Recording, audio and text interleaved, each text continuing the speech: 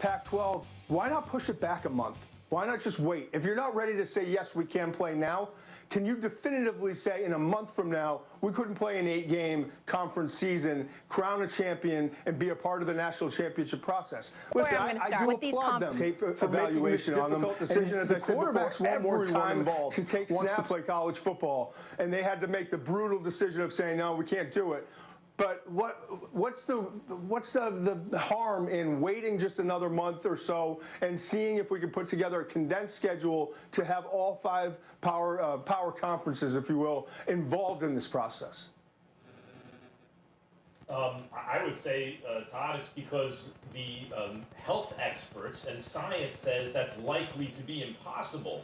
My question, I guess, is something along the lines of Stephen A., that in a month to play football is, without bubbles and stuff is impossible. Excuse me.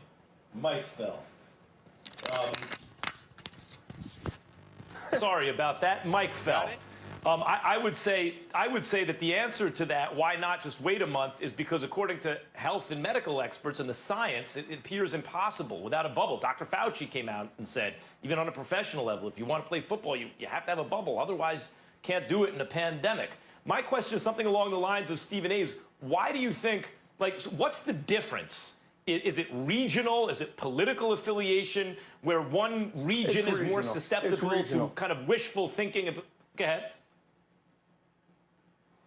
Yeah, I think you're exactly right. It's wishful thinking, and it's the passion. And listen, I might upset fans of Michigan, Ohio State, Penn State. They're unbelievable fans. There are some great fans in the Pac-12 as well. But it is a different animal. I travel around every single year, going to games in all these different conferences.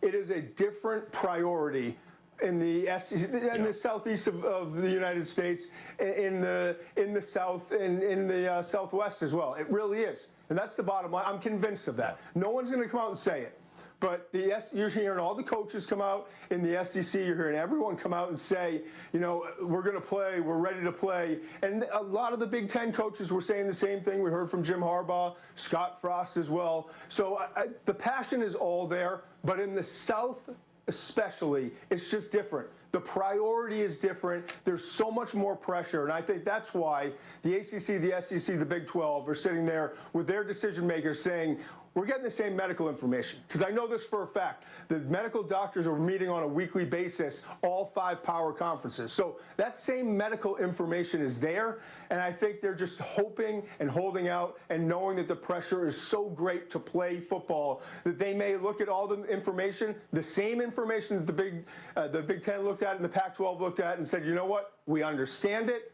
but everyone wants to play, and we're going to move forward with it. If that's what happens, it will be because of their passion, their love of the game, and just refusing to give in to the medical information. And also the love of money. Todd, I'm so glad you made that distinction, though, because I brought that up earlier with Paul. It is the same medical advice, yet we're coming to these different decisions. I have another question for you, though. Do you think it's fair to these Big Ten and ACC players if there was a scenario where excuse me, I'm sorry, the Pac-12, the Big Ten and the Pac-12, if they had to play 2 seasons essentially in 2021? So we're talking, okay, now they're going to play in the spring to make up for this season, and then they're going to play again in the fall? I think it's crazy. I think it's an absolute waste of time, and I think it's wrong to put the players in that position. Listen, I love college football as much as anyone. I would watch every single game. I would probably be out covering games with our crew. But the bottom line is this.